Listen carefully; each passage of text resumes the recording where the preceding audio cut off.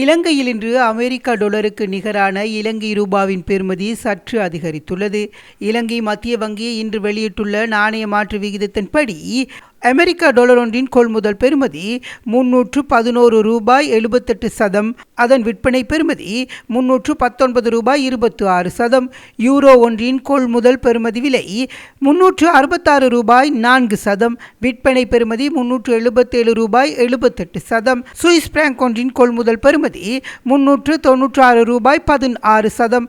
அதன் விற்பனை பெறுமதி 411 ரூபாய் 74 சதம். இதேவேளை கனேடிய டாலர் ஒன்றின் கொள்முதல் பெறுமதி 224 ரூபாய் 98 சதம்.